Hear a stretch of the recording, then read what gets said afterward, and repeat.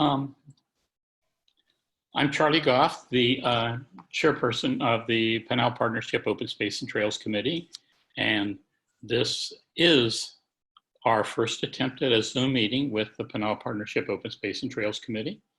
The way the situation looks, it may not be our last. We'll see. And in that regard, the next meeting we had planned to do was midsummer, the 7th of July. Stand by, we'll see how all that goes.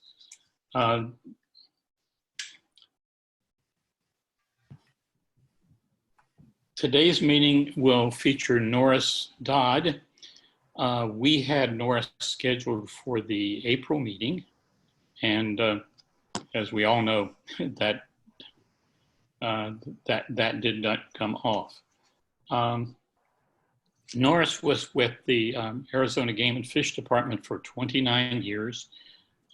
He's been with AZTEC Engineering since 2008, though he did have a 2-year hiatus when he worked with Arizona Department of Transportation to set up their wildlife connectivity. It's a statewide wildlife connectivity program, which will be a part of, I'm sure he'll touch on that in today's presentation. Norris, I think, has a really impressive background. He's not only had the 29 years with Arizona Game and Fish Department, he's literally internationally known for helping to set up wildlife connectivity, particularly with highways, but with a broad interest in any way that we can keep connectivity between blocks of habitat. The approach we're going to try to use, I don't know if Melissa will be in charge of the mics. She may have to mute them at times, but if there's something you absolutely need to ask during the presentation, certainly do so. If not, we hope to have time at the end of the presentation for a conversation. From my standpoint, I'd love by email, conversation at the end of the meeting, a phone call or whatever, to get your feedback as to how well you think it did or didn't go, what we might do as an alternative or to correct anything. It's our first attempt, so, but it's gone well with the other kinds of other Zoom meetings I participated in. It's all yours, Norris. All right. Thank you, Charlie. And thank you, Melissa, for hosting and making all the arrangements for the meeting. I'm going to go ahead and shift to the share screen mode.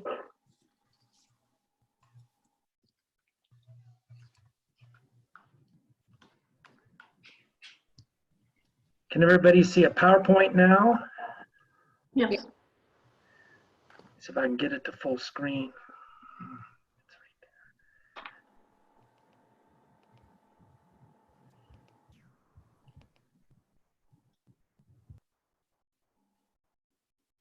There we go. All right, well, thank you, Charlie, for that introduction. And the only thing I'd like to add is that in addition to working for AZTEC Engineering right now, and right now I'm working on 3 or 4 projects, 2 in California and a couple in Arizona. I also consult for the Asian Development Bank and work in right now mainly Bangladesh and Nepal. So I'm going to weave some of my information from Asia into the presentation and hope to kind of balance out some of the things that we're going to talk about here in North America and Arizona in particular. I'm going to cover a lot of country and not just internationally, but just in terms of the subject matter. And as Charlie said, if you have questions that arise during the presentation, I'm okay with just unmuting and asking. Otherwise, you can go ahead and make a note or whatever, and we'll come back to it at the end. But the first thing we're going to talk a little bit about is habitat fragmentation as a major force that shapes our landscapes and affects biodiversity worldwide. Then we're going to talk a little about corridors and what corridors are, and why they're so valuable to wildlife and wildlife connectivity. We're going to talk about some of the, I like to think, very landmark corridor and linkage planning efforts that have been done in Arizona the last 10, 15 years. And then we're going to go through a lot of examples of what we call green infrastructure that can help us reduce the impact of highways on connectivity, reduce the impact of highways to connectivity. And I'll throw in a lot of case studies, as well as a lot of information, not so much for information's sake, but to underscore how we evaluate these measures and can track their success. I mean, the bottom line is we can do something about this problem. And then I'll end up with just a couple of project examples of how we put it all together. So let's get started talking about habitat fragmentation. This is often regarded as the greatest threat to the world's biodiversity. It's cited as causing up to 3,000 species extinctions every year. But basically what happens is our large blocks of habitat are continually getting chopped up and into smaller and smaller pieces. And as this happens, it also fragments populations of wildlife. It begins to isolate these populations or subpopulations. We start to see genetic isolation and all sorts of other problems that start to happen after that. And there certainly is a threshold to where you could start to fragment habitats too far, and then you start to get into where you see these populations that are subject to extinction and winking out. There's a whole variety of causes for fragmentation, of which the most major that we all think of is deforestation, the cutting of forests for lumber and for agricultural conversion. This is the latest permutation on the landscape in Asia, and this is where we're cutting down native subtropical and tropical rainforest and replacing them with large monocultures of palm oil plantations. But there's other impacts, such as mining. This is one that comes right to home here in Arizona, urbanization and urban sprawl. And then there's linear infrastructure. And this is a collective term we apply to all the different impacts on the landscape that are linear in nature, be it canals, railways, or power lines, and of course, highways. And highways are considered to be one of the most significant forces, human forces, altering natural ecosystems in the world. Very pervasive. This map, the green area that you see, this corresponds to areas that are not yet roaded. So these are roadless areas that we haven't, if you will, imposed roads onto the landscape. So you can see up in the northern climes, Greenland and Siberia are still pretty much green. But everywhere else, roads have had a significant impact already. You can see the Amazon basin here in South America getting more and more fragmented. And of course, Asia is way ahead. Roads are often considered the gateway to the beginning of the loss of biodiversity within roadless areas. And we like to stress this is unplanned roads, and it's unplanned roads that would allow people to come in and you cause habitat destruction. You get illegal harvesting of wood and forest, you get illegal hunting, and then with that you get human settlement that comes off of the branches of the roads. And wherever we have roads go into previously unroaded areas, you see that the deforestation, the impact of fragmentation follow. And it's especially great within 5 or 6 miles of new roads. And in Asia, the percentage of roads that are now paved has gone from about 16% to over half of all roads just in the period between 2005 and 2020. And this is when we get the greatest impacts, is when these roads are improved and paved. So this is why when we work on projects and we try to plan ahead, we apply this thing called the mitigation hierarchy. And the mitigation hierarchy is just a triangle of which the foundation is trying to avoid or minimize impacts. stay out of roadless areas, stay out of high biodiversity areas, or areas like the photo shows of very unstable soils where you can end up with problems from soil instability and that type of thing. So we try at all costs to avoid these impacts. And then when we can't avoid the impacts, then we get into the realm of what we call mitigation and making or lessening those impacts. And we'll talk a lot about that. So this fragmentation, what does it translate to in terms of wildlife populations on the ground? And that's the key thing that we're worried about. And much of the fragmentation, of course, occurs within subtropical and tropical rainforest dominated landscapes, which hold some of the world's highest biodiversity and wildlife populations. And in drawing on some of my Asian experience, Asia has seen huge impacts from fragmentation. It's lost 2/3 of its original tropical forest vegetation, and 1/3 of that occurred just between 1980 and 2000, and it continues today.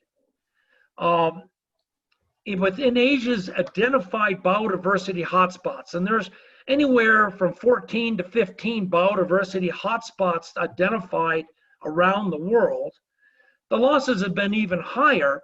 And in these hotspots, we've lost as much as 83% of the original forested habitat. And it's estimated that unless things change, if we don't stop the trends, and right now we're looking at 2 to 3 and even 4% loss of forest cover per year.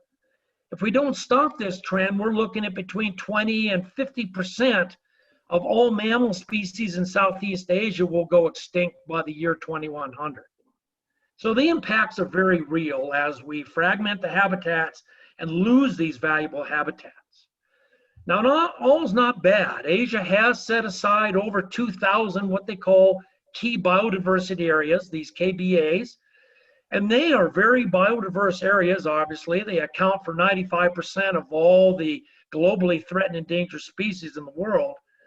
But only 16% of these are found within protected areas. So obviously the vast majority are continuing to be subject to impacts from illegal roads, timber harvesting, and the like. And preserving and linking these areas is what is going to be critical to preserving Asia's and the world's remaining biodiversity.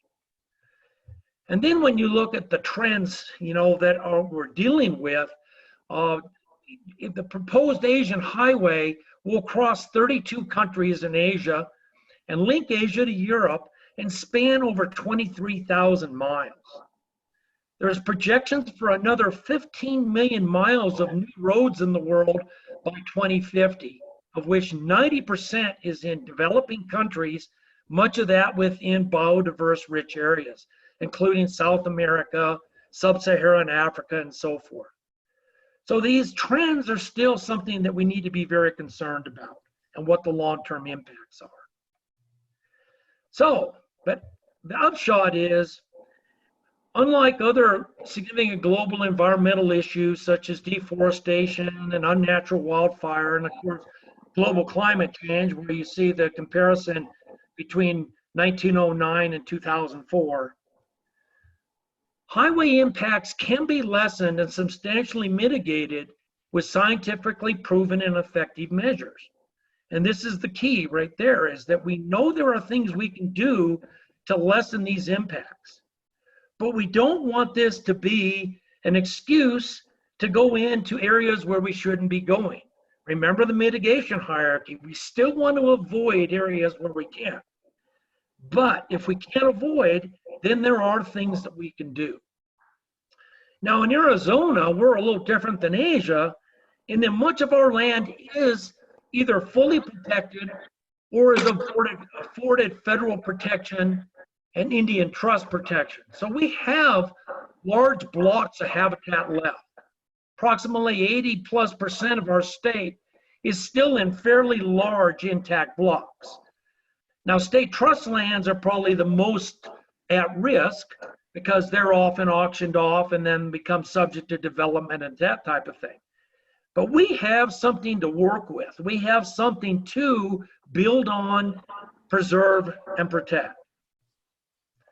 But the 18,500 miles of state highways that cross our state do present a significant and pervasive force that impacts our wildlife habitats and connectivity.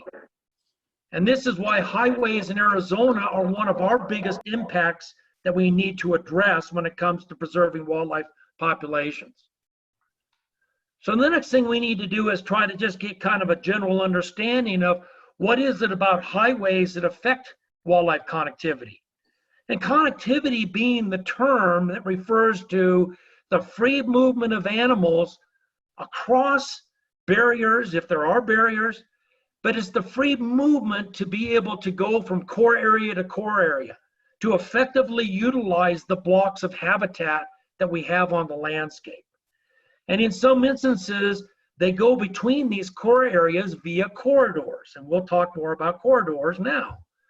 Wildlife corridors are typically referred to as the connecting areas between big blocks of habitat that are separated or surrounded by human impacted landscapes, be it agriculture or development or that type of thing. So we think of corridors as being these linear travel ways that animals can move between block to block. They help moderate some of the worst impacts from habitat fragmentation, and they're obviously very critical to us to put the remaining pieces of a fragmented landscape back together, and can really increase the effectiveness or functionality of landscapes. Now, we have to make sure that the corridors themselves are effective. Arizona is blessed with some incredibly valuable natural corridors that cross our landscape via our riparian or streamside habitats, this being the San Pedro River.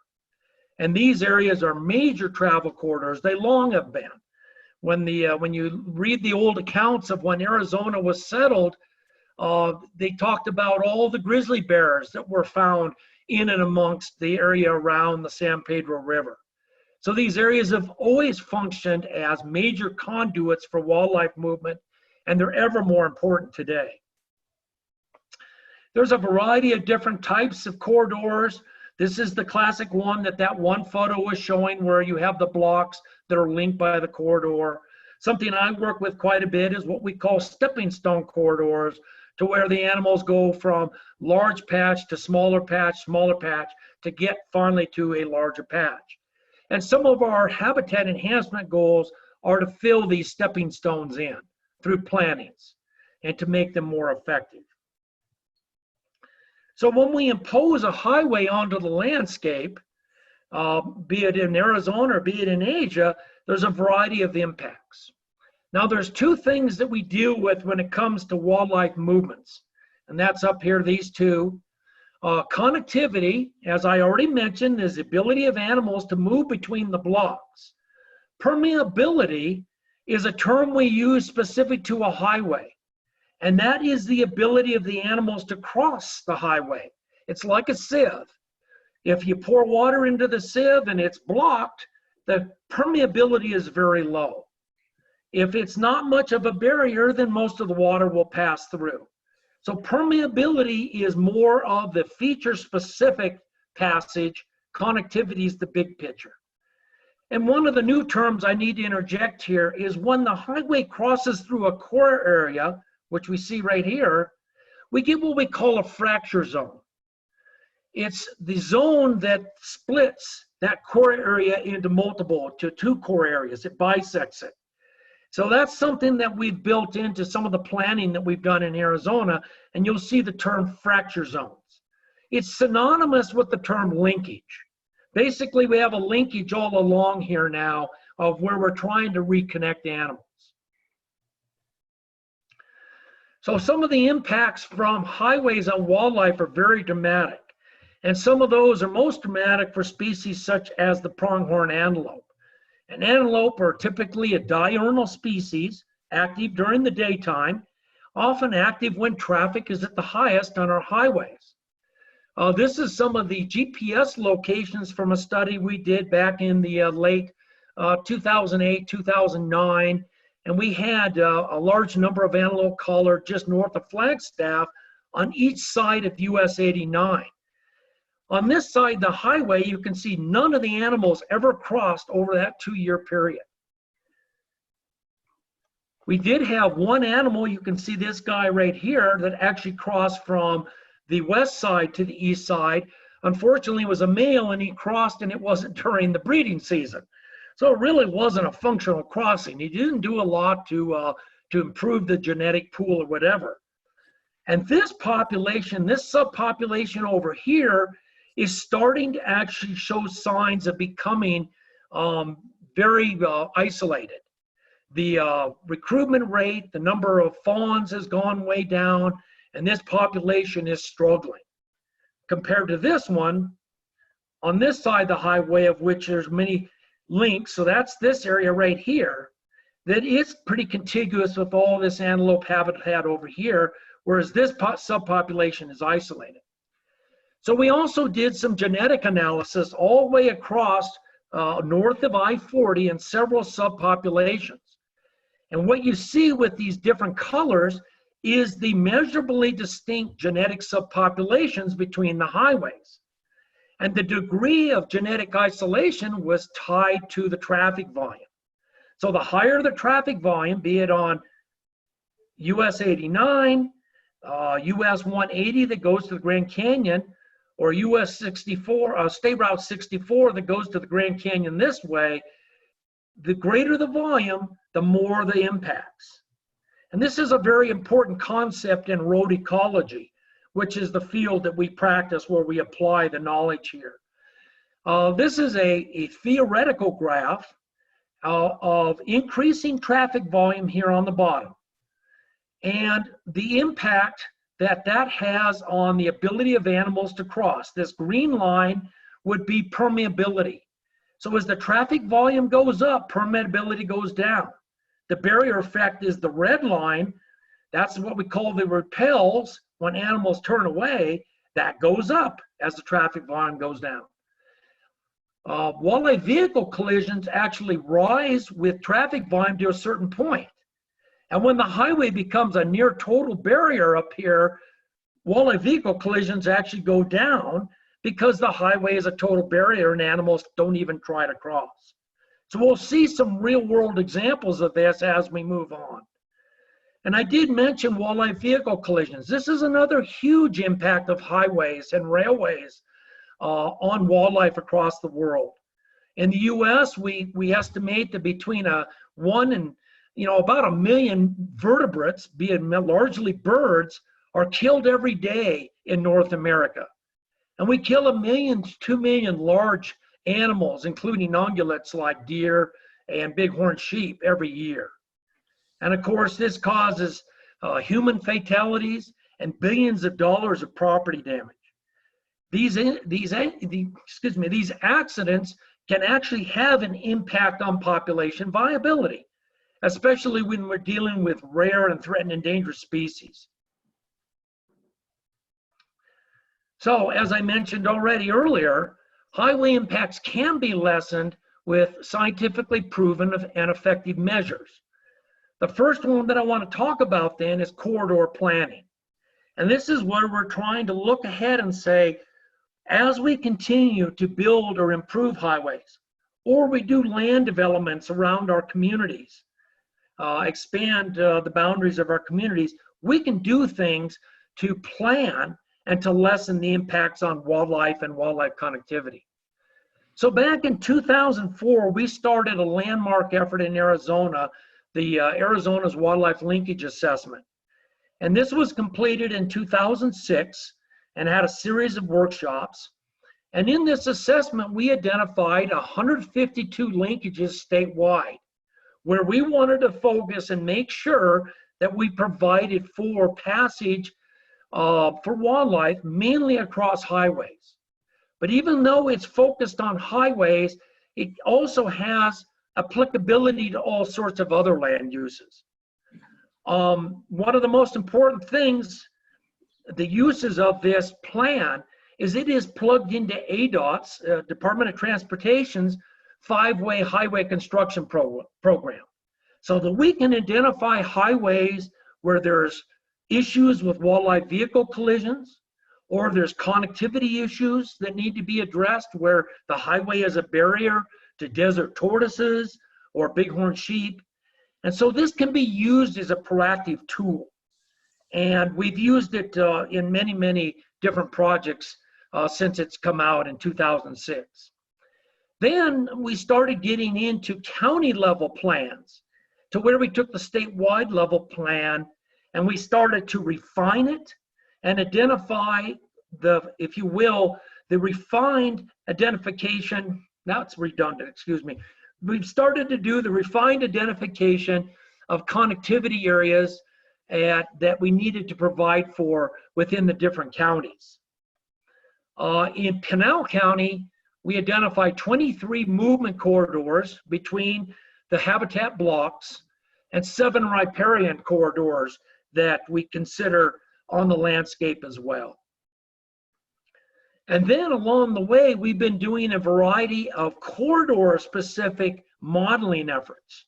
And these have been done in the priority linkages around the state. I think about 20, 25 of these have been done.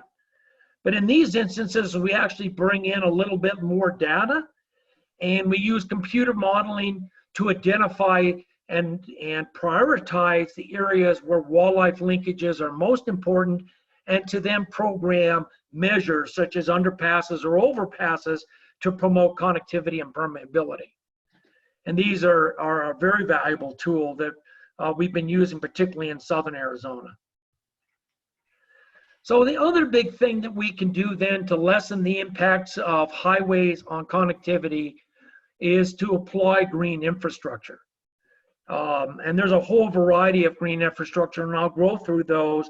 And then we'll start interjecting some case studies here. The first, I hate to even call it green infrastructure, but the first thing that we've been doing for many, many years is we've been putting up motorist alert signage.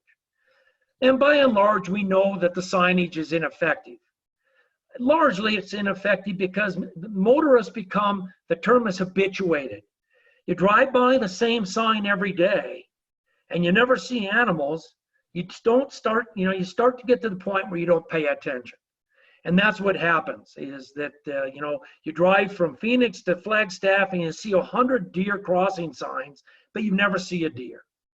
So these things, they're often put up mainly just for a liability, from a liability standpoint. But by themselves, they're ineffective.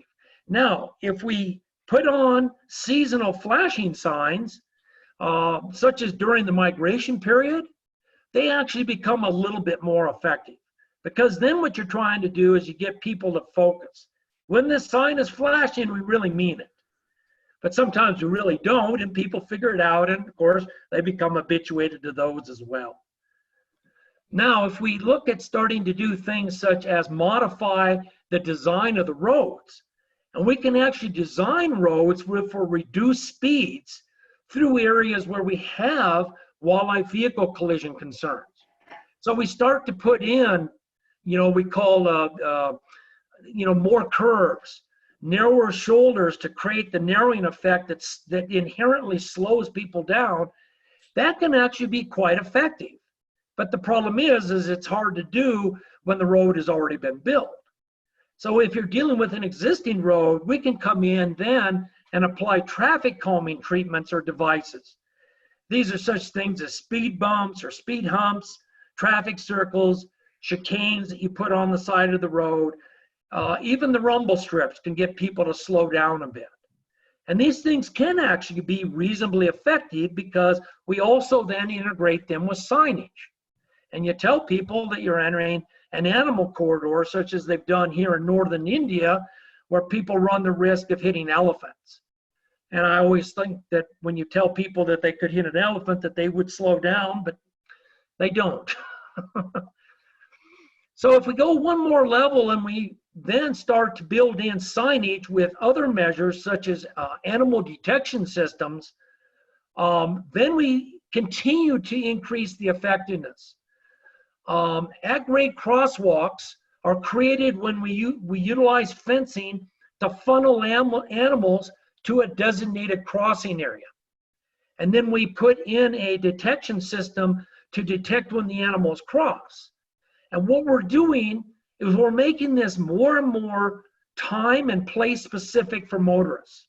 So now they realize when that sign is flashing and says elk detected, that they know there's a good chance that elk are going to be crossing through that crosswalk zone.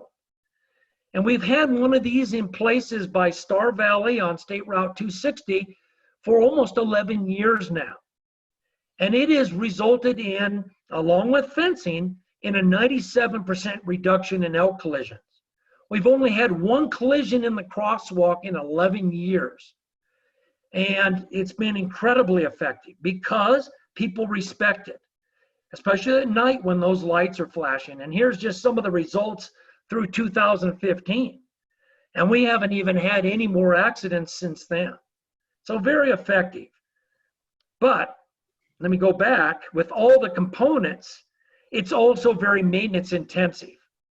This was done because we couldn't put in an underpass in this area, and we wanted to fence a 3-mile stretch of highway. So we basically have been doing the maintenance on this and keeping it operational until we finally get to where we replace this with an underpass.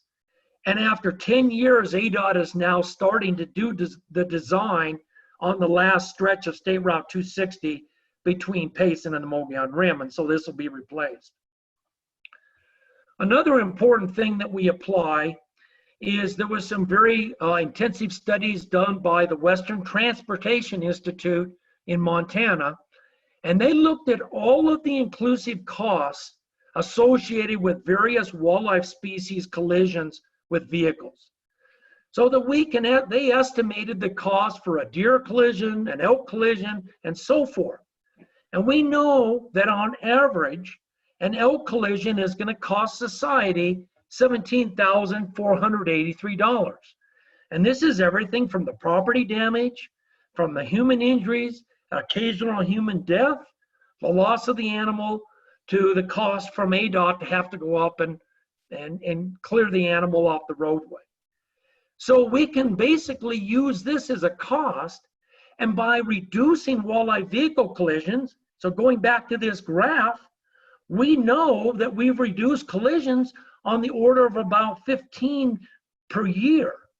And so we know that this project paid for itself in less than 5 years. And this is very important when it comes to working with decision makers and getting them to understand that, yes, these things are expensive, but they pay for themselves in fairly short order. So now let's move into, well, I think everybody recognizes to be the most high profile, but also the most expensive of the green infrastructure measures, and that's walleye passage structures. And the important concept of why passage structures work is we achieve what we call grade separation. Basically, the animals and the vehicles cross at different grades. For an underpass, the animals cross below and the vehicles above. And for overpasses, the animals cross above and the vehicles below. So this is the important concept, is we're separating the vehicles from the animals. And these things work and are very effective in helping us address the impacts of highways on permeability and connectivity by restoring permeability to allow animals to move across highways. An example that I like to show of what the barrier effect looks like is in Mongolia. There's a couple of species, the Mongolian gazelle and the Asiatic wild ass. Once the railway was built, and this is not a high volume railway, but it's raised because it's in permafrost habitat. They have put numerous collars on these two species, and these animals have never crossed the railway. So we have a total barrier that's been imposed in the middle of this habitat for these two species. And this is the kind of barrier effect that highways and railways can cause. But what passage structures do is they allow us to restore the permeability, to give animals a way across a railway or a road, highway, restore permeability, and then you restore connectivity. And this is what we're going to talk about. There's a whole variety of different underpass designs, everything from very large, what we call viaducts. A viaduct is basically just a large bridge. They're not typically designed for wildlife, but they're very effective for wildlife. They usually are for crossing wetland areas or riparian or stream areas. This is kind of our standard approach is a bridged underpass, but now we're getting into cost-effective arches, including this metal plate arch. And then there are applications where large concrete box culverts that are typically used for drainage can be effective for wildlife. And I'll show you some examples, but they have to be large and they have to be short. And we'll talk about that as well. But we also can consider the smaller animals, the mammals, the reptiles and amphibians. We take culverts that we call this a wetted culvert because it has water. But if you put rocks or a passage shelf in there, it can be reasonably effective for small animals to cross on. Cats will especially use this, bobcats and other species like that. This is a wetted grate and then a wetted pipe for amphibians. So there's all sorts of solutions to problems depending on what the situation is. One of my soapboxes I like to stand on, not only in Arizona, but in Asia, is around the world we're seeing the impact of increasingly frequent what we call extreme weather events. These incredible July and August thunderstorms that we get that overwhelm our drainage structures, like you see right here. We call this a blowout. And we're getting these flows that are abnormal. Well, abnormal is becoming normal. And if we just spend a little bit more money, a modest investment of about another third, we can oversize these structures so that they don't blow out and cause impacts for maintenance, and they'll actually block a highway until it gets fixed. Then we can create effective wildlife underpasses as well. And it allows us to achieve this dual use that, for these structures. And so that's what I'm trying to get people to realize, that they have to build drainage structures. And if we do it a little bit more sensitively, we can actually address wildlife passage for a lot of species, because these types of structures for drainage are typically not great wildlife passages. So the other thing that we're very focused on, especially today, is the cost associated with these different measures. And we have lots of prefabricated options now.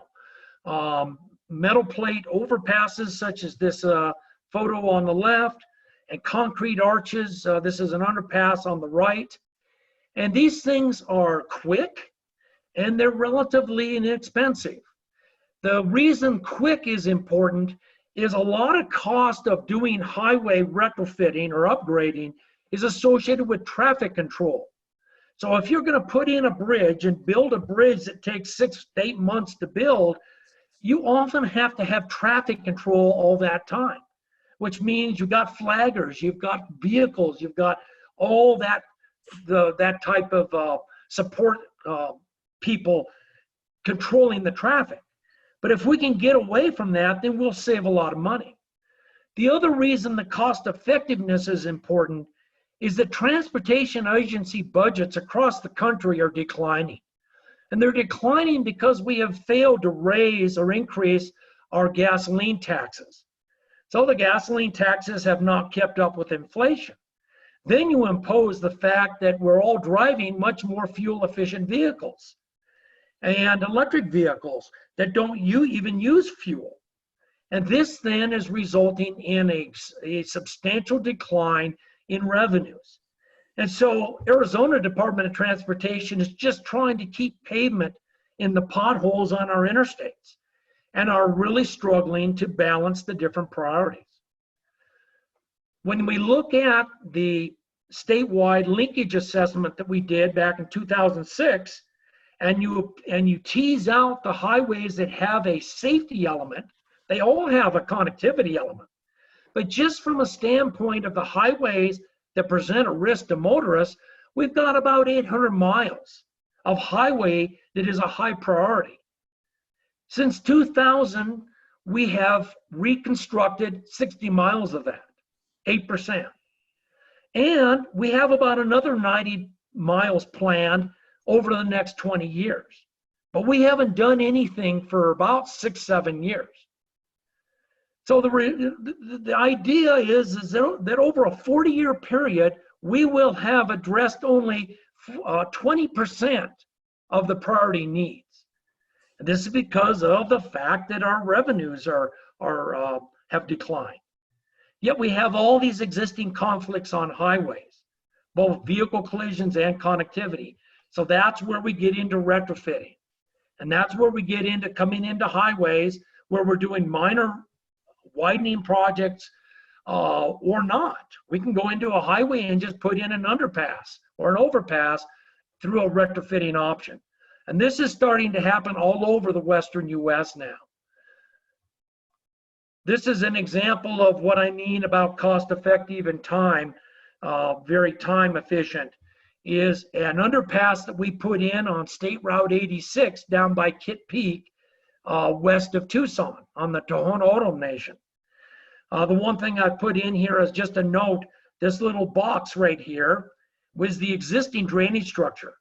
So this is a highway where we've excavated this would be the eastbound lanes have been excavated, and all the traffic has been put onto the other set of lanes. So traffic is continuing to flow. We haven't shut down the highway at all. It's, there's reduced speeds. And we came in, built the foundations for this over about a week-long period. And now we're going to go ahead and build an underpass in about 4 hours.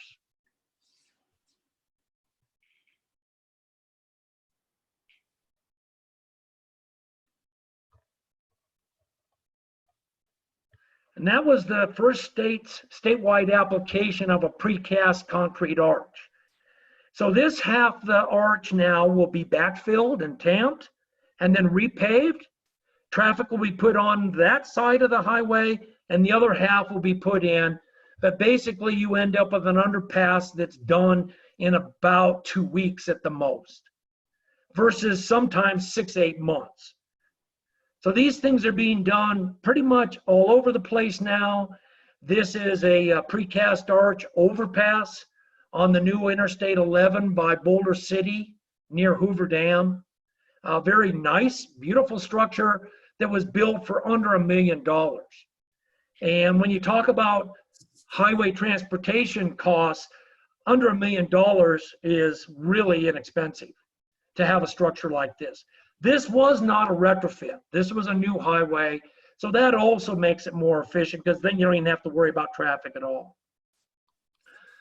So this is a good place for me then to start to bring in what makes these things effective. The structures themselves are effective, but we've found that fencing is vital. Fencing plays a very vital role in the effectiveness of underpasses and overpasses. And without about 3 miles of fencing in association with underpasses, these structures typically are not very effective. And as I'll show you, their effectiveness lies in the funneling effect that the fencing provides. So this is an interesting structure that was put over a highway on Christmas Island so that these red crabs could cross the highway. But it's also a great example of how the funnel fencing works. So you see the funnel fencing along here. Well, it serves to prevent the animals from getting to the highway.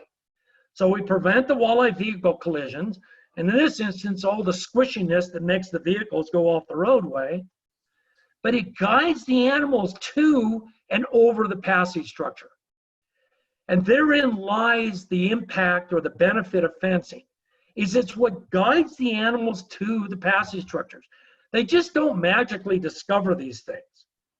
So we have validated this on State Route 260, east of Payson, when we did our research back starting in about 2000. And on that highway, they built 11 large underpasses and 7 huge bridges. And initially, they were going to fence the whole corridor. But at the last minute, most of the fencing was taken out. Well, this became a big focus of our research because you had all these beautiful passage structures, but there was no fencing to link them. So the question was, would they be effective? And the answer is no.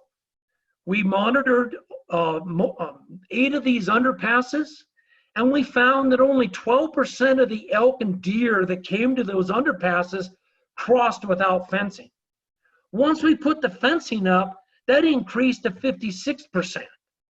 And then over time, it's now 100%. But that was because we were doing this incrementally, and so there were still unfenced sections. Now the entire stretch of highway is fenced. Walleye vehicle collisions without fencing went up almost 3-fold. And this is a brand new, very wide, good visibility highway, but it became a killing zone without the fencing. Once we put fencing up, we achieved a 70% reduction in the collisions. So the fencing was critical to making the underpasses work and to prevent the motorist collisions. We had a lot of GPS collars on elk and deer, and we found that by imposing fencing, and fencing itself is a barrier, but putting the fence with the underpasses increased the elk passage rate, the ability of animals, or permeability, if you will, to get across the roadway by 58%. And basically 82% of the elk that came to the highway crossed. White-tailed deer, on the other hand, are much more sensitive. They don't even like to come near the 2-lane road, much less once it was widened to 4 lanes. But it improved permeability over 500%. And it made it so that animals could be funneled to these underpasses and cross. So remember this graph I showed you. As traffic volume goes up, the permeability or the passage rate goes down, the green line. So this is our empirical data for that. And this is using all of the data we got from our GPS collared elk along State Route 260. As traffic volume goes up, permeability went down.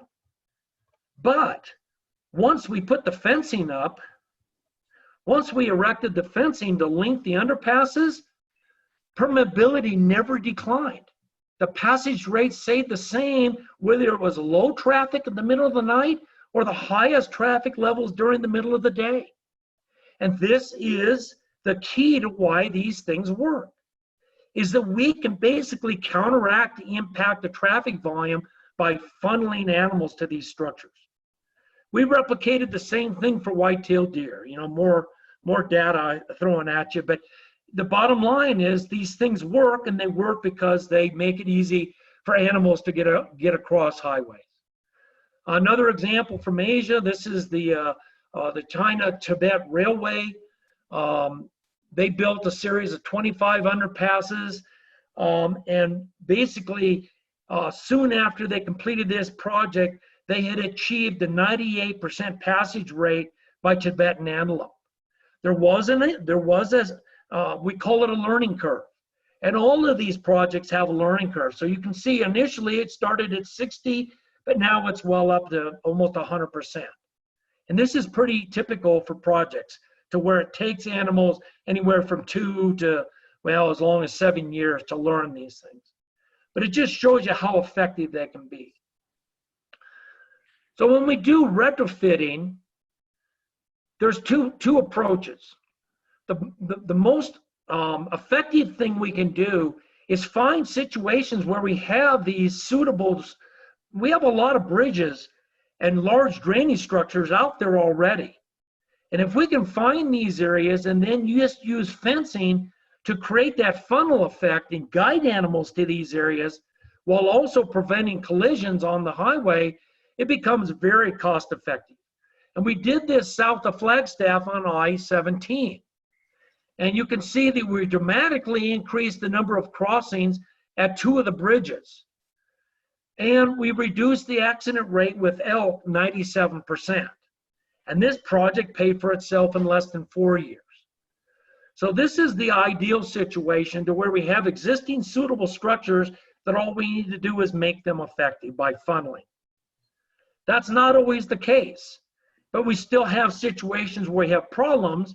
And just like on the State Route 86 Kit Peak project, then we have to look at doing drop-in structures and fencing. So here's a case study from Wyoming where they dropped in a series of 7 large box culverts.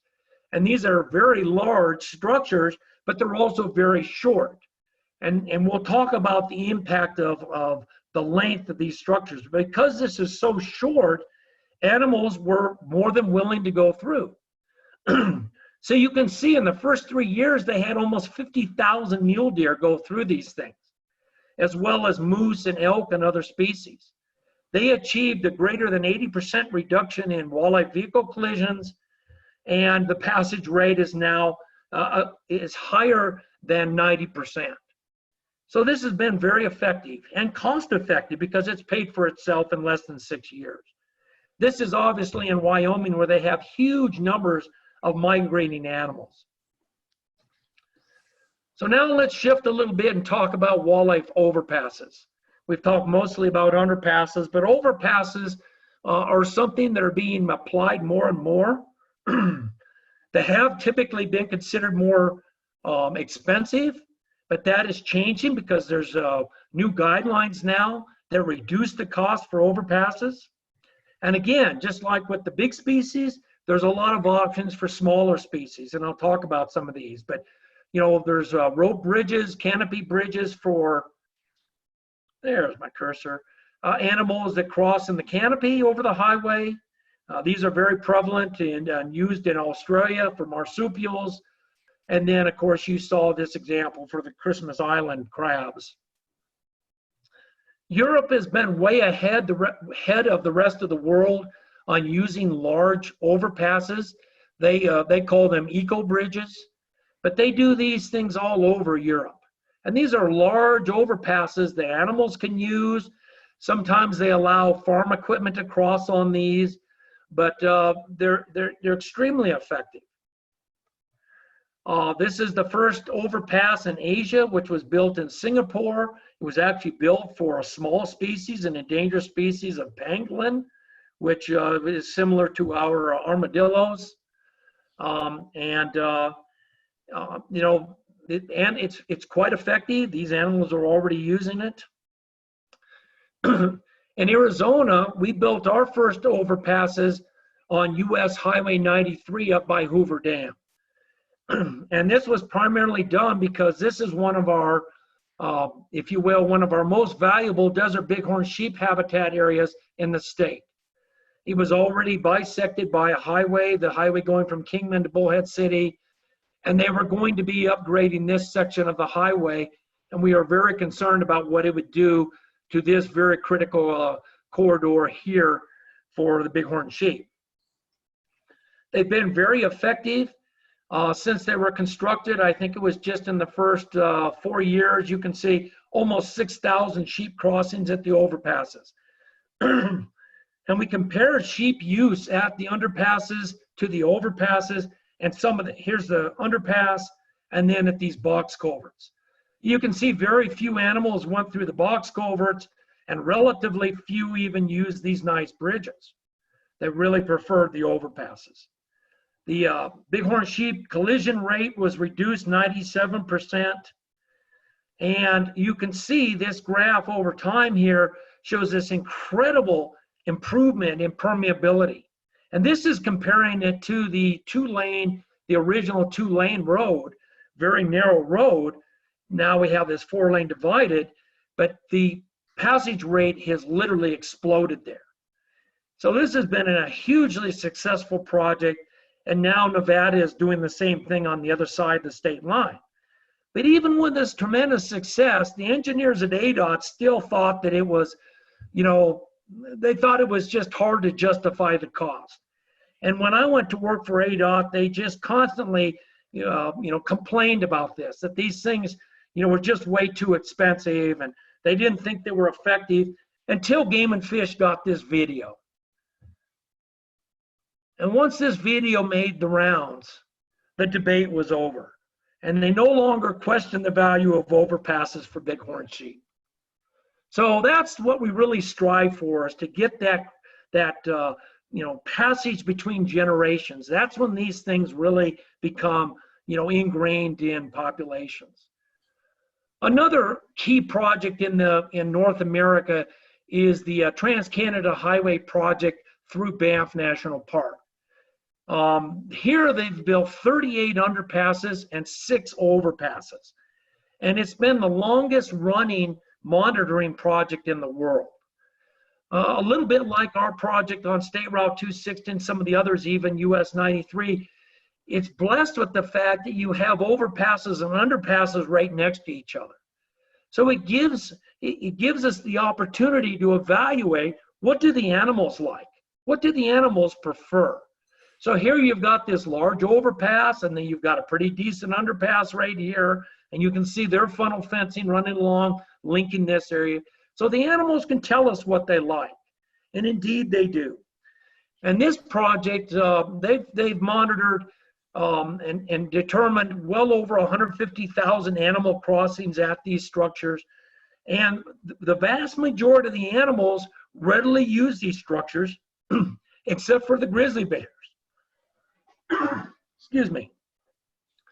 And grizzly bears have had the longest documented learning curve of any species. For the first 5 years, the structures are considered ineffective for grizzly bears. But out here you can see this huge spike in grizzly bear use of the overpasses.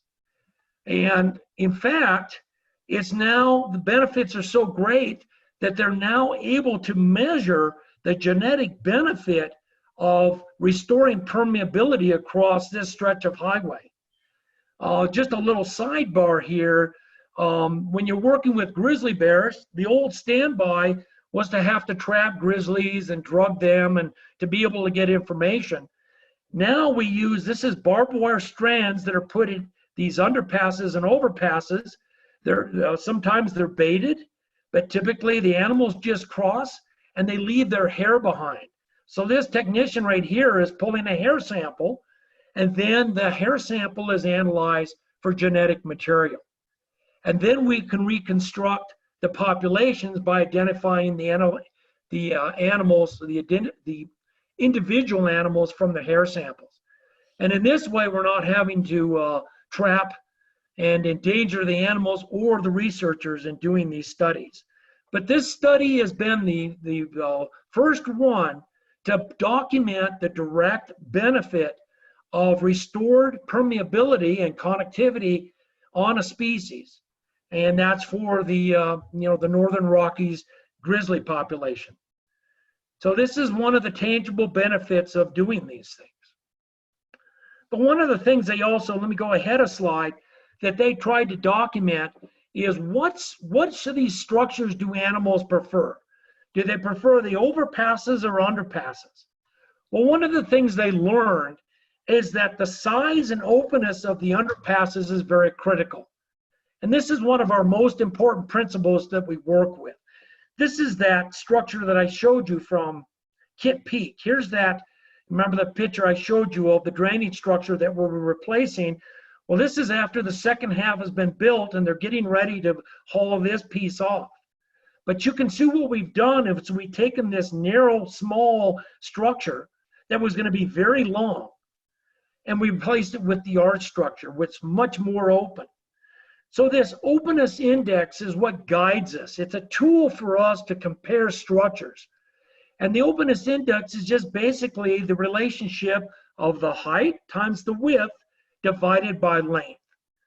So that the longer a structure is, the more hesitant an animal is to go through, because it's unnatural, especially if you're a prey species like a deer or an elk, and you're concerned about a species like a bear or a mountain lion waiting for you to eat you. And so we have to get over this hesitancy of animals. And so that's why we need to make these structures open. And this is how we work with the engineers to design these structures.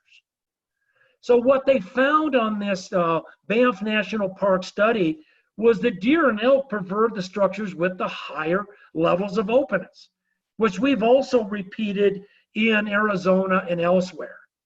But the black bears and the mountain lions, they actually prefer the small, confined underpasses, which is really odd, but it's because they don't have the same concern about being eaten. Grizzly bears had a strong preference for the overpasses. Now, this is a case study from Asia, and when I started working in Asia 6 years ago, I was confronted with the notion that underpasses won't work for Asian elephants, and that really it would be a waste of money if we did these things. And I was very surprised by this, but I was told there was a study from India that showed that these things won't work. Well, once I dug into this, I found out that they had retrofitted an old irrigation tunnel. This isn't the actual one, but it's very similar to this. And it was 15 feet high by 15 feet wide, and it was 360 feet long, longer than a football field. And the openness index was 0.2. We strive to get an openness index of 1 or better.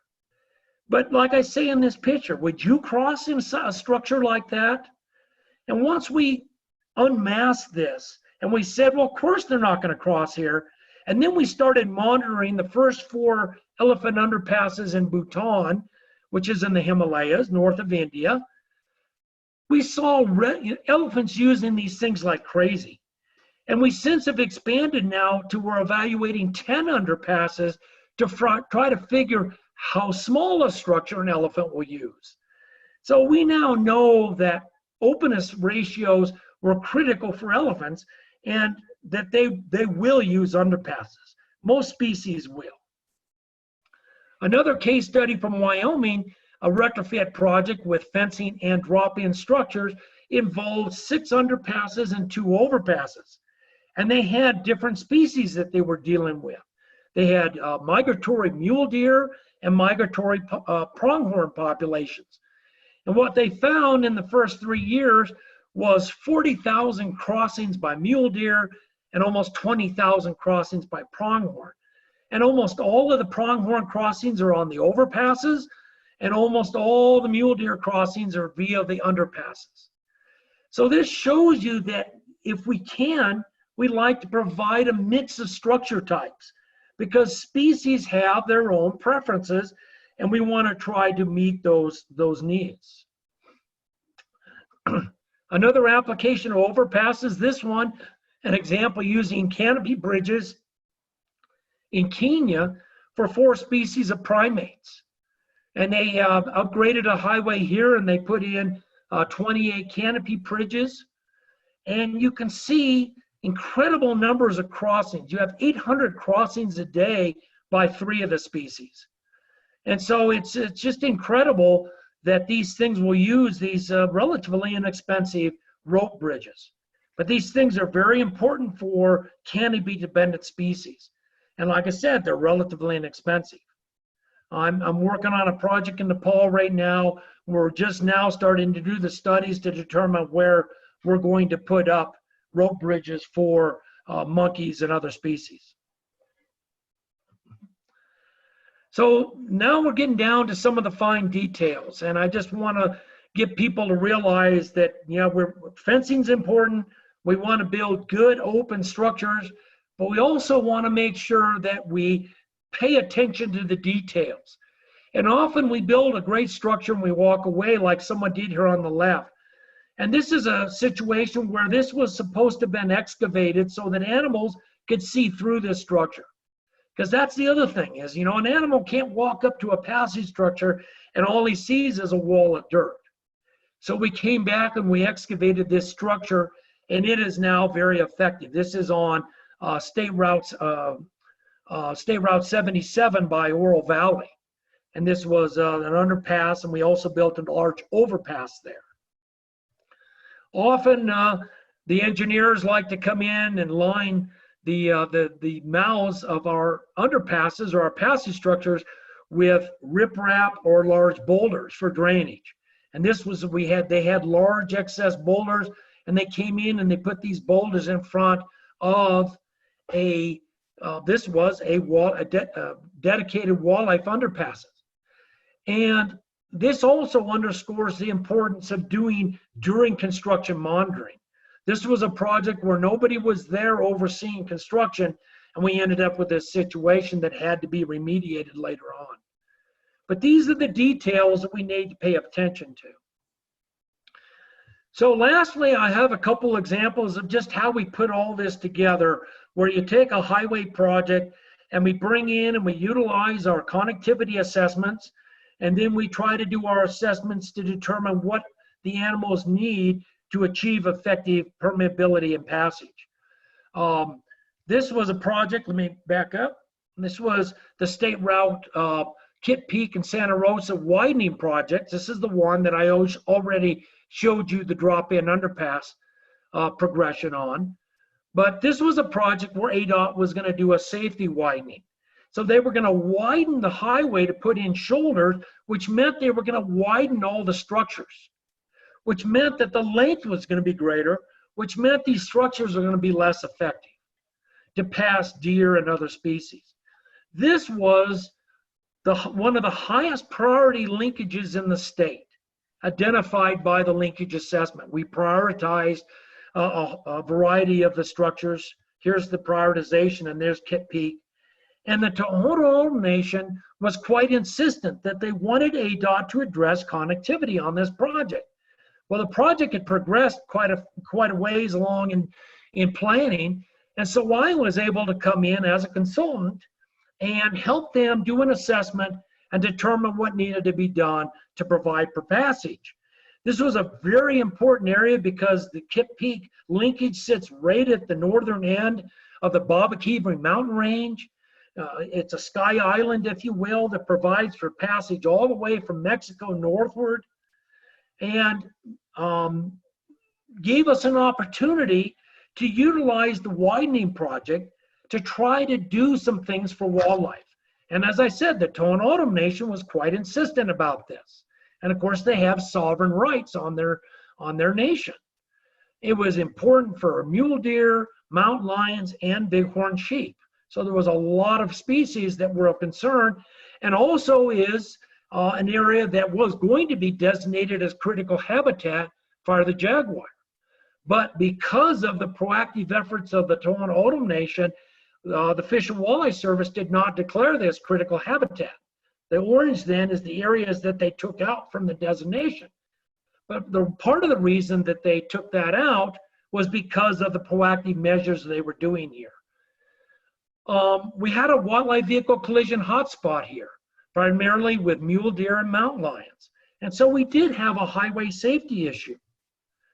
Now, the reason that this project could be done, and there is a lesson here for Pinal County, is that Pima County had passed their Regional Transportation Authority, which was, of course, a voter initiative that increased their sales tax.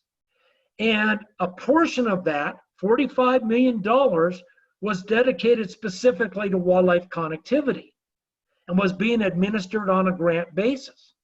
So we were able to do our assessment very quickly and go to the RTA board and ask for funding for passage structures so that structures could be built as part of that widening project.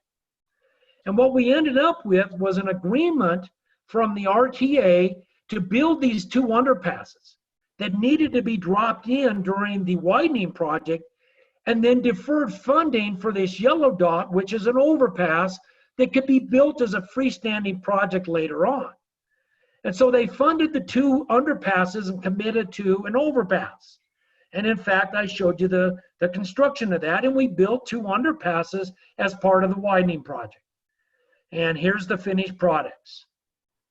We put up cameras. Monitoring is very critical because we always need to be able to evaluate the success of these projects. And that success then allows us to build upon that to do more of these projects and to convince decision makers that these are important things to do. We've recorded countless mountain lions and deer passing these areas. We've documented 11 different species using these two underpasses. Everything from mule deer, white-tailed deer, bobcats, you name it. So they've been very successful. Along the way, after the two underpasses were built, though, Pima County did their county level assessment. And when they did this, we realized that the linkage here that we were working with actually extended further to the west. So at the time, the statewide linkage only identified this as the important linkage. But the new county level plan identified the San Ysidro segment as also being important for connectivity. And you can see this critical ridge coming down from the mountain range. And this is where we would expect bighorn sheep to cross. So while I worked at ADOT, we went back to RTA and asked them to fund another overpass. Since we had one already approved and waiting funding, why not add another? And additional fencing to link this section. And in fact, the RTA agreed to that. And the design for these two overpasses is now underway by the Tohono Nation. So this shows you how we, if you will, adapted by utilizing the science from the connectivity assessments to justify additional funding to get these structures put in place. And then lastly, I just wanted to show you that as a road ecologist, we like to build passage structures everywhere. I don't mind saying that. That's what we like to do. But there's places that we don't need passage structures. So this is my project in Bangladesh. And we're building a new railway through 3 protected areas. This blue area, Chutney, the orange is Faisakli, and then a national park. But I'm going to talk about these 2 very briefly. And these areas are critical because they're protected areas and they harbor endangered Asian elephants. So the funding source, which is the Asian Development Bank, requires that the government of Bangladesh fully mitigate the impacts of the railway. So we did a lot of biological studies. We utilized sign transects where we counted elephant dung and tracks and the trails and so forth. And we also put up camera traps and recorded a lot of elephants along the railway corridor. But in this Chutney Wildlife Sanctuary, the green area corresponds to the forested core zone habitat. This is the intact habitat. You can see the red line is the railway, and it largely tries to avoid the core area as much as possible. But it cuts through these key fingers. And these fingers are important corridors to where the elephants are passing. And we have these 3 corridors that we are concerned about. And it was also identified in Bangladesh's Asian Elephant Corridor Atlas. So they knew that this area was very critical for elephant passage as well. And this is what the trails look like at these areas. And so the idea is we need to maintain the connectivity across the railway at these areas. And in fact, we're in the design process right now for the world's first elephant overpass. And construction will start on this within about 6 months. And we're also building 2 underpasses for Asian elephants, large underpasses. So that's what we're doing in Chutney. But Faisakli, further to the south, we did effectively avoid the core zone. This is the primary area of elephant use, and the red railway line avoids that. But what we found is elephants are coming out of this core zone to raid crops, basically rice crops, and to marauding villages. And they kill a lot of people. They've killed 15 people in this area just in the last year and a half. And then it's quite dangerous working out there with these elephants. So originally we figured, well, let me go to this one, that the elephants are coming out of the core zone and coming this way to raid crops. So we originally proposed 2 underpasses and an overpass to provide for passage here. But the Asian Elephant Corridor Atlas for Bangladesh even acknowledges that there's no habitat to the west of the railway line. This is all big floodplain area. There's no elephant use out here. And the only reason they're crossing is to raise crops. So they come across and go back. And we realize we don't need to promote permeability because there is no connectivity. And what we instead are proposing is that we erect a barrier fence and do all sorts of habitat inside the core area to make this more attractive for elephants to prevent them from marauding crops. And that's our mitigation strategy here. Now the fence to create a barrier for elephants is very expensive. But in this instance, we aren't driven by connectivity. And we have an opportunity to do good things for elephants inside the core area and prevent the conflicts with humans. So it's just an example of how we used, again, the information to come to a rational decision and not build underpasses and overpasses that really aren't biologically justifiable. So I've covered a lot of country. I promised I would do that, and I hope you're still with me. I hope you're still on the line. But in conclusion, there's been a huge increase in awareness around the world on the impacts of highways and other linear infrastructure on wildlife, as well as the tools that we have to lessen these impacts. Connectivity and corridor plans give us the basis for moving forward. Pinal County has its individual county level plan. It also has its own transportation authority now. And I've talked to Charlie. Hopefully some of that money can be used for wildlife. And the green infrastructure tools give us the means by which we can start to do good things on new highways or new projects, as well as the retrofitting. But we do need that increased and dedicated funding to make this happen, as well as advocates and people to, to sell this and make it a priority at the county level and elsewhere. So with that, I hope everybody's still there. I'll get out of my program. I still see faces. So maybe Melissa can get us to where we can start to chat now. Questions? Well, thank you very much, Norris. And yes, I hope people may have some questions. And as I said at the beginning, I'd also like, maybe let's have questions for Norris first, but if anyone has any feedback as to how well this worked and what the prospects are for the future, I'd love to hear it either as a part of this or feedback via email. After all, you've got the email as we distributed the invitation. And ask others you may know who are interested, whether or not they regularly attend these meetings, to give us some feedback as well. And if they are not on our contact list, maybe let us know about those people we might add. Anyway, and questions for Norris. Yeah, Norris, this is Kirk. I too want to thank you for this presentation. It was great. It was really interesting.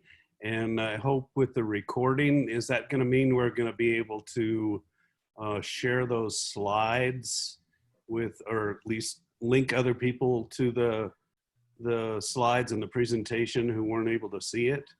Yes, I recorded the meeting, so I'll post it and share a link. That way you can rewatch it or share it with others. That'd be great. I have multiple interests in this because I spent part of the year in Montana and up in Canada, so I was really interested in your examples of the overpasses up in Banff and that area. I've seen those, and of course we're familiar with the wildlife overpass here in Pima County. I sent you a message in the chat while you were talking about the overpasses down there by Kit Peak. Have your cameras picked up any jaguars that have come through there? Well, first, let me just back up. I want to say one thing before I lose the train of thought, and I appreciate your positive comments. And not only will, I think, this program be recorded and can be shown, but I know I've talked to Charlie about my willingness to come meet when the times merit, when we get beyond issues of social distancing. And come down and work with people in Pinal County, the county, supervisors and transportation managers and that type of thing. So I just wanted to make that clear that I saw this as something that was valuable to do, but I do think that, nothing beats sitting down at a table face to face. To answer your question about the monitoring of the Tohono underpasses, the short answer is no. The longer expanded answer is the Tohono Nation, ADOT, when I was at ADOT, helped them set up the monitoring cameras and actually facilitated the monitoring. They are, being a sovereign nation, somewhat protective of their information. And unfortunately, they've also had some key personnel leave. So I am not sure what level of monitoring has been ongoing over the last year. I worked with them up until about a year ago and was not aware of any jaguars crossing up until then. But I do know that the monitoring probably is pretty spotty right now. The overpasses should be built within a year, and hopefully the RTA, the Pima County RTA, will compel them to do some monitoring of those as well. Thanks. Hey, Norris, yeah, thanks again for your presentation. That was great. One of the things that struck me early on is you'd mentioned that a lot of the fatalities, it sounded like were avian fatalities. And I was just kind of curious. I know we're mostly talking about terrestrial with the underpasses and overpasses, but is there any sort of standard thing to deter some of those avian fatalities on highways, or is that I just have never heard about that? Well, and part of that is just because of the large number of birds around, particularly in North America. I mean, they're everywhere, but the study was done for North America that documented as many as 1 million birds a day being killed. It's a very pervasive problem. And by and large, it's probably relatively random on the landscape, but there are areas where there are really severe identified problems. And I know that on I-17, there were concerns about, because it crossed through spotted owl habitats, that spotted owls would be coming onto the roadside, potentially getting killed, and that the fencing would present a problem to where they would hit the fence, because we were raising the fence up to 8 feet. And so there were different things that were concerns. Believe it or not, there are some effective mitigations that can be done for birds, particularly where you're in a marsh situation where birds are flying across roadways, and most of it entails creating an elevational barrier, a vertical barrier. And so in a highway median, they'll put up some kind of a barrier in the median that the birds can see, and it forces them to fly up and over. And by flying up and over, it's preventing the vehicle collisions. And this has been done around the world in various areas. And that's probably the most tangible mitigation, to help that. And I wish I had some data on that. I don't, but that's something I really ought to look into. I know that I've worked on bridge projects. We had a critically endangered heron species in Bhutan that there was concern about. And there was concern that they would hit the bridge abutments. And so that we were going to take measures to make sure everything was very visible to them, if there were cables or so forth. And this is what we ended up doing on the I-17 project, is we went out and we put up streamers on the top strand of wire so that hopefully the spotted owls will be able to detect that. Great, thank you. Thank you. Any other questions or comments? Well, I have one for you, Charlie. Are you looking, or do you have plans about putting in over or underpasses in Pinal County as a part of the whole open space and trails? Have you already identified some high priority areas where they're needed? No, well, yes and no. We have talked to county officials with the passage of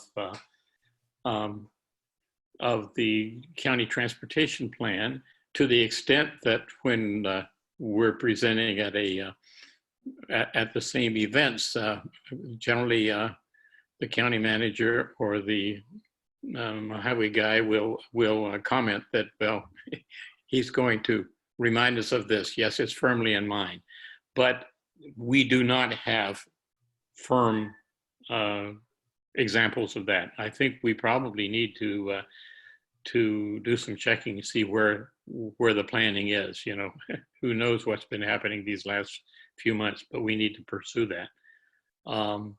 We have, after all, the north-south freeway that is presumably now, well, money has been collected for, what is it now, 2 years.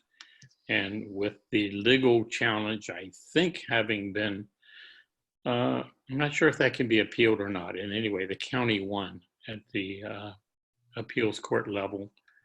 So that money, I think, is ready to be spent very soon. So yes, we need to get out in front of that. And of course, there's a lot of pressure to do an extension of 24 into Pinal County and potentially all the way through to US 60, somewhere between Gold Canyon, to come out on US 60, somewhere between Gold Canyon and Florence Junction.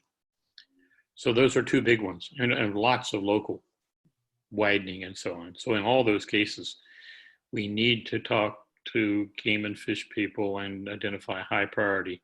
From what Steve says, and I know I don't know the details of those plans, but there are, what did you say, Steve?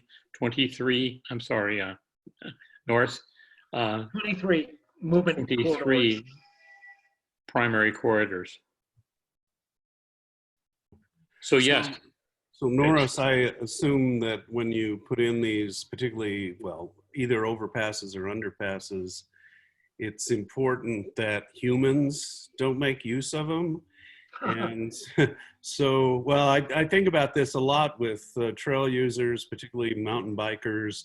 They see a way to get through a highway, would start using an underpass, which would, I would imagine, would potentially impact wildlife usage. So I wonder if, are there ways that are built into the ones that you've done in this country, excuse me, to prevent pedestrian use of those over or underpasses? And do you have any data that shows that when humans do use these, that the wildlife use goes down or is somehow impacted?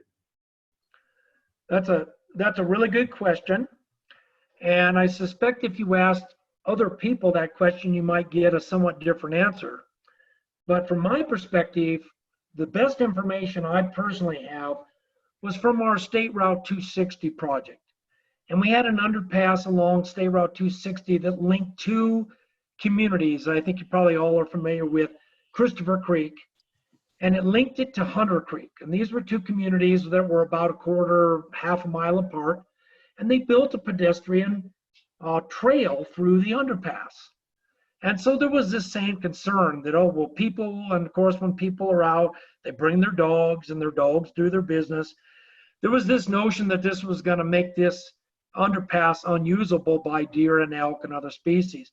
And nothing could have been further from the truth. In fact, it was one of our most effective underpasses. So that's my best firsthand data. Tony Clevenger along Banff, in Banff along the Trans-Canada Highway, initially in his monitoring had documented some conflicts between humans and wildlife, but over time that went away. And so his data also did not see a conflict. Now, when we're talking about like Pima County or Pinal County, where you're talking about semi-urban settings, and a lot of the good work being done by the RTA is within the different, within Tucson and the different communities around Tucson. I look at it very differently there, that the people are paying this tax, and I think that you get some benefit from people getting a direct benefit of being able to use these. The city of Buckeye they actually are undertaking a connectivity assessment, and they're looking at potential new developments where they want to build in green belts. And in these green belts, they want to put in wildlife underpasses, but they'll also serve as conduits and connectivity areas for people. Most of our wildlife species are nocturnal. Deer, javelina, and others. I mean, they're also crepuscular, meaning they're out in the early morning or late evening. So you get kind of a compatible use zone to where people use these structures during the day and animals use them at night. And animals, if they're already in an urban setting, are relatively habituated and adapting to human presence anyway. So dog, sign and smells are not all that foreign to them. So that's my take on it. And with the overpass in Oro Valley, the Sonoran Desert, the Coalition for Sonoran Desert Preservation was very concerned because people started using that for horseback riding because there's some stables nearby. And that I felt was a fairly, righteous thing because they closed that to human use. But there was also a $3-4 million commitment there. So, but I'm of the opinion that by and large these things can be compatibly used, and unless shown otherwise. And that's also again the value of monitoring. And there's one huge exception, and that's for non-motorized use.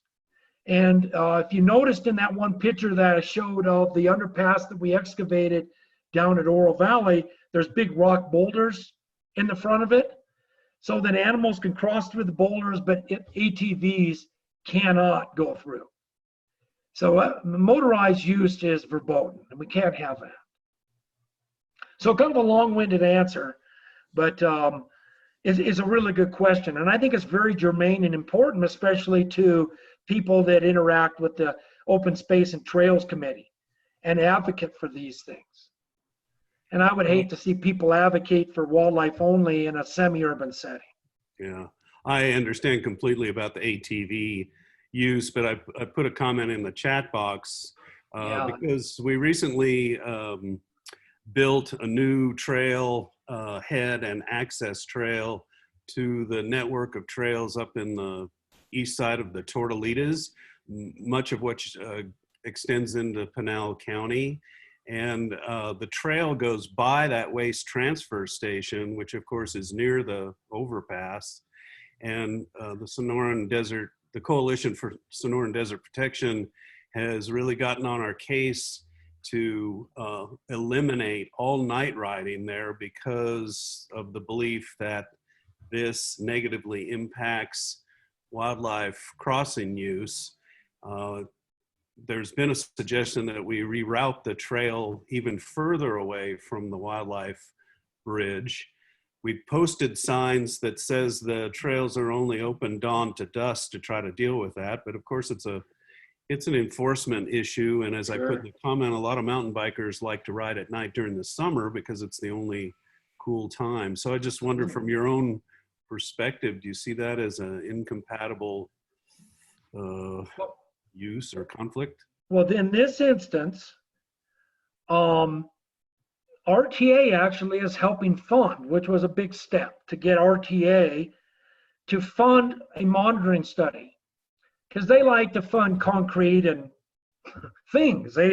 But we convinced them that because we're spent so much money on that State Route 77 project, that they're funding Game and Fish to do a formal monitoring study. So what I'll do is I'd be happy to, and I hope that your email is attached to your chat. But I will contact Jeff Gagnon, and I'll ask Jeff if he has direct data that shows a conflict, because that's the value of monitoring. That if they've got cameras out there, and there are cameras all over the overpass, and there are cameras in the underpass, and if they're seeing direct conflicts where nighttime mountain biking is precluding wildlife use, scaring animals off, or keeping animals from using these structures, then I'll ask him and I'll pass it on to you. Because that's really what you need to ask, is if you're dealing with the Sonoran Desert Preservation folks, is ask them, well, is the monitoring data demonstrating this? Yeah. And that's really the proof in the pudding. Yeah. If they just say, no, we're just concerned it could be a problem, you know, I mean, how many mountain bikers are out there and how long are they out there? And remember, those animals are crossing the Catholic Church to go over the overpass and down in amongst those developments. Dogs are barking at them. We're not talking about pristine situations. Yeah. Well, But I'd appreciate any information you want to send along or contact for me because, I mean, we as mountain bikers, we don't want to negatively impact wildlife, and we're not, you know, like in your face about it. And if we got information that said it was really a huge problem, we'd probably take additional steps to curtail use out there. But you know, I had a bike counter out there for 12 months. We were counting the number of mountain bikers that use that trail because we're trying to make some cases with the state land department. We counted over 18,000 bikes in 12 months. So there's over 1,000 bikes a month that use those trails, but the data from the bike counter will show by hour of the night. And there's very few riders at night. At most, there's between 5 and 10 on any given time. And they stay out on those trails for 2 hours. We know how long they're out, but the only part that's near the wildlife bridge, of course, is a very short segment. So, yeah. Well, that's why I prefaced my answer on the previous question to it depends on who you ask. And so if you were asked Christy McVie or Carolyn Campbell, they're very impassioned. They're responsible for those structures. They're a huge reason the RTA got passed. And I have tremendous respect for what they've done and so forth. But I also think that's where it's really valuable to ask, you know, Game and Fish, show us the monitoring information. And that's why I said that in normal circumstances, I'm a real advocate for multiple use. But in these instances, these are very important structures to them, and I think they're trying to do everything they can to maximize effectiveness. But I will ask Jeff if he has any insights, and I'd be happy to share that with you. I do, Norris, I do have, since Kirk is on our distribution list, I have his email. So okay, good. Yeah, I'll shoot an email off later today to Jeff and ask. He may not want to wade into the middle of it, but it is, anyway, that's why I say, you know, not everybody agrees. Yeah, thanks. I thought I'd just ask, but appreciate it. Yep. I have a perhaps related question. We've in conversations for having corridors not necessarily related or not predominantly related to highways, but through developments. For example, Superstition Vistas, which you're somewhat aware of, I think probably quite aware of, came out in what, 2007 or so, and it calls in that huge 275 square mile area for conservation of the washes. I know Apache Junction is doing some planning in which they're trying to do the same kind of thing. Of course, you have to conserve the washes to some extent. And I know in conversations, a lot of us have been pushing for, why not get the flood control, you know, get as many groups as we can. Trails, flood control, wildlife corridors, working together to conserve as much as we can. And many of those conversations, a lot of us have assumed that it would be better not to have a trail go down the middle of a corridor, but try to put it maybe at least towards one side or the other. There are times you probably would have to pass back and forth through the middle, but not have it just kind of go right down the middle of the corridor. I know in our little subdivision, we've been doing some rerouting of a pre-existing trail system, and we've been trying to do the same kind of thing. Don't take the trail because it'll get you further from someone's backyard, right down through the lushest of vegetation and the wash, but take it up to the side a little bit and leave the wash itself for the wildlife. I assume that kind of thing makes sense. Oh, absolutely. And you know, I mean, it's one thing to just protect the washes. We need to protect those from the standpoint of the drainages. But anything we can do to make those areas a little wider, a little more effective, it not only adds to the utility for people and for wildlife, but it just flat out adds to the quality of life. And I know sometimes we lose sight of that when developers are out there trying to squeeze every nickel out of a development. But I think it pays dividends. It makes for happier neighbors. And so absolutely, I think we need to be advocating for trails outside of the actual riparian corridors. These are mostly zero-scape areas. They're not live streams, but even still, it's just the right thing to do. Absolutely. Well, do we have any other follow-up questions or anything? Well, thank you very much, Norris, and for all of you who stuck with us. I only noticed one, at least until the last couple of minutes, who appeared to have left during the middle of it. And we will try to follow up. And hopefully I'll be able to come down and interact firsthand with some of you early, later on. Well, if we are, one thing you might put on your list, if you happen to be open, our tentative date for the next meeting will be July 7th. We will, and of course, if it's safe, we will be doing it live, but the backup would be repeat this sort of thing. So we'll simply have to see how things go for the next month or so. Yep. And I'm very interested in learning more about your regional transportation authority and what latitude you have in there for those monies to be spent on open space, trails, and wildlife. And you guys need to be researching that. And if it's not specifically in there, then you need to try to get some guidance instituted to be able to do that. Not to mention some pressure. Yeah, there you go. So anyway.